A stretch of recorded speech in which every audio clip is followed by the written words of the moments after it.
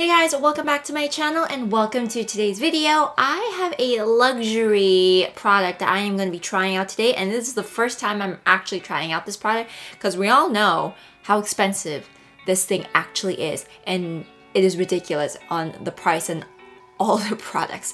So I'm trying out no other than the Cle De Peau primer. This is their correcting cream veil. It's so expensive for what it is. Like, it's just a regular primer, so I don't know what's so special about it, why it's so expensive, but we're gonna be trying that out today and see how it wears throughout the day. But before we get started with today's video, make sure you're subscribed to my channel, ring that bell so you're notified when I do upload a new video, and don't forget to give us a thumbs up if you ever tried this product right here, like Cle De Peau, despite the price tag, of course. And don't forget to follow me on my social media handle right there, and let's get started with the video. Alright guys, like I said in the intro, we're going to be trying out the Cle De Peau primer, their correcting cream veil.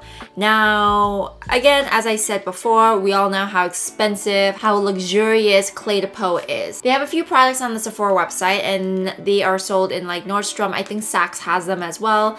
It's a very luxurious brand. So I'm just gonna hop on the Sephora website and show you guys, you know, what they have there, the price of this, just to give you guys an idea about Cle De Peau and, you know, how it is. So as you guys can see, there are quite a few products. They have foundations, primers, there's like skincare, sunscreen, like, and you can see by the price tag, it is a lot of money. Like, this serum right here is $395. Why? No idea. Is it made of cute unicorn tears? No idea. I did see Jeffree Star and a few other people review this, like this luminizing face enhancer. Like, majority of their stuff is pretty pricey. Others I can maybe kind of see justifying the price a little bit, like it's kind of on par with like Girl On. So here on the Sephora website, the correcting cream veil, it retails for $105.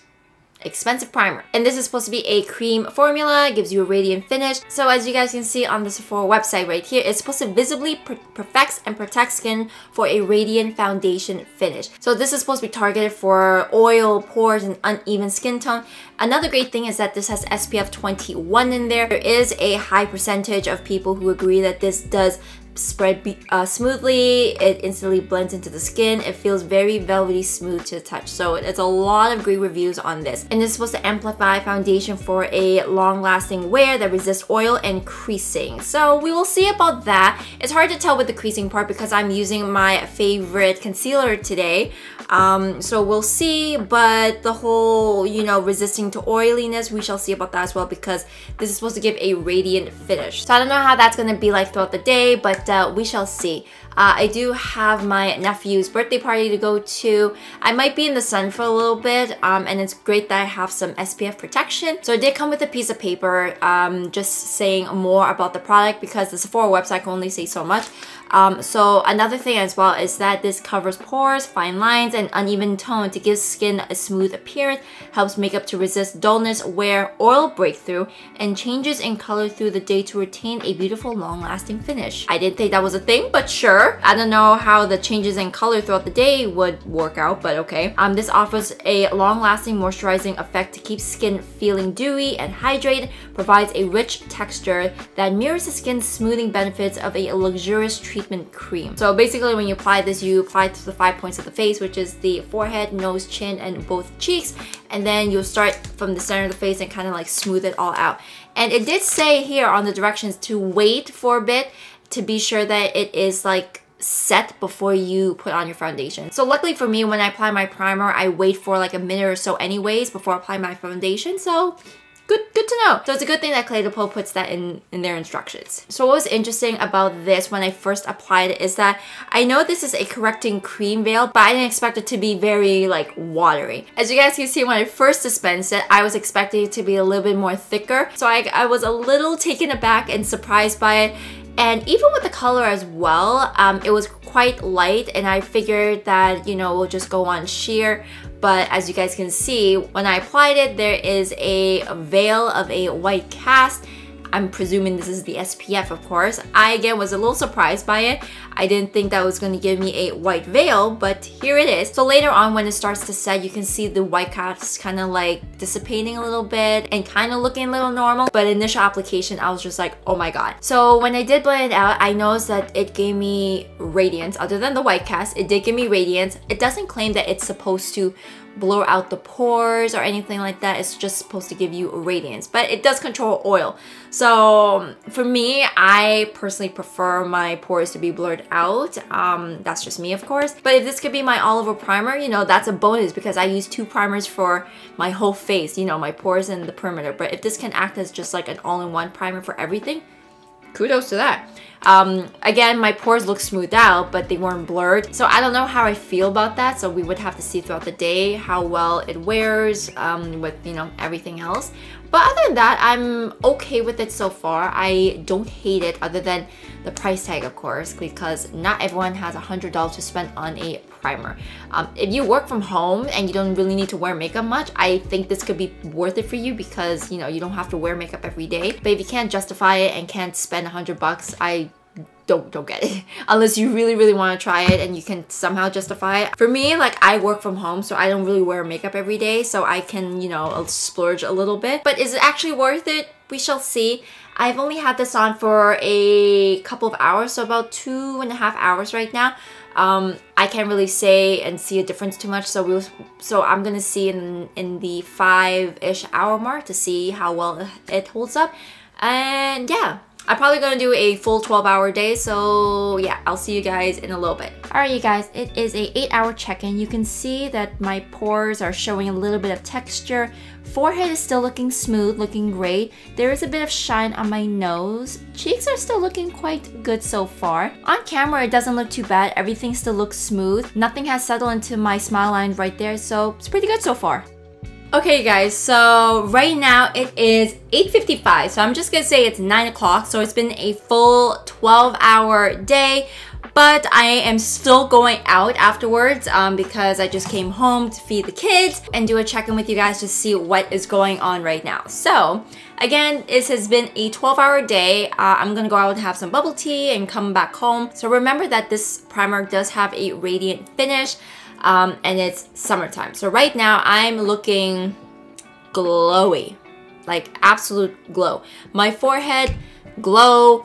Right here, glow. Everywhere is glow galore. Here, like the lower part of my face, there isn't like an excessive amount of shine or anything like that because, you know, there's nothing really going on around here. Normally, it's usually the pore and the forehead, like my usual T-zone area.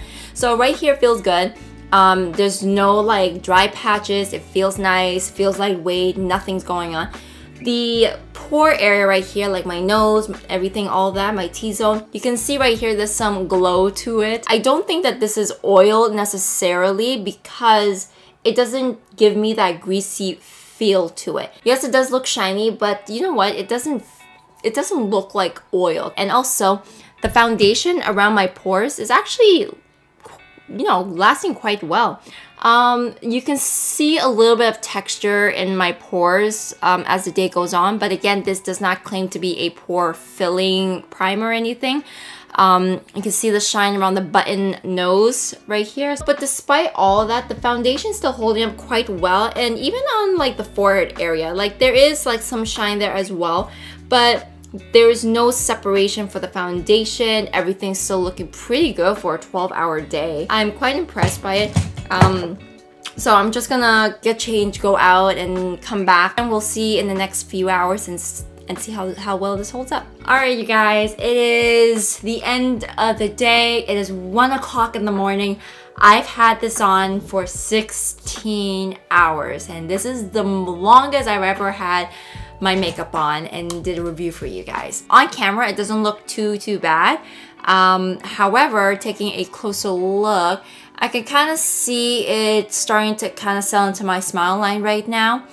And you know what? For a 16-hour day, this isn't too bad because usually my other concealers and my other primers, like, even though it doesn't crease as much, you can still see it kind of like settling to the fine lines and to the smile lines a little bit, probably about maybe the 7-8 hour mark. But for 16 hours, it held up quite well. The pores, again, I could kind of see some like texture going on, but you know, 16-hour wear is not too bad. You could kind of see more like of the oil slowly kind of peeking through more than like a glow.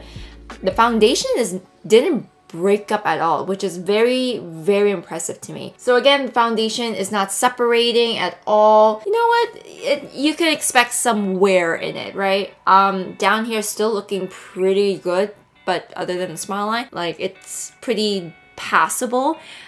Most of the time when you expect someone wearing makeup for 16 hours, like things are melted off, it's breaking and like all that stuff, right? But 16 hours is holding it really, really well. I'm actually quite surprised by this veil right here. Would I wear it every single time?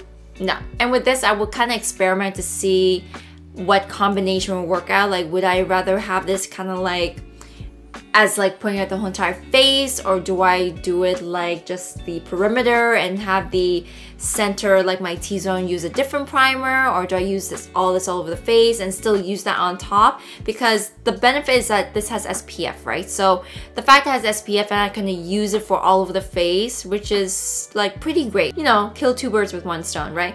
But at the same time, this doesn't blur my pores as I would like it to. It just smooths it out. It looks nice, but how I like my makeup to look, I prefer this to be blurred out. So again, I would have to play with this and see what combinations will work best with it. But you know, on its own, I'm actually quite impressed with this. $105, don't think it's worth it. But if you work from home or you don't wear makeup every day and you want to splurge on something, I would suggest kind of looking into this because there are a lot of benefits in there. You know, it has SPF, it's supposed to radiate, it's supposed to fill in fine lines, it does a lot. So I would consider looking into this if you guys are looking for a luxury, high-end, you know, primer slash sunscreen and correcting veil. So anyways, you guys, that is it for today's video. I'm exhausted, I'm gonna sleep in tomorrow, and I need to take all this off. So I will see you all in the next one. Bye.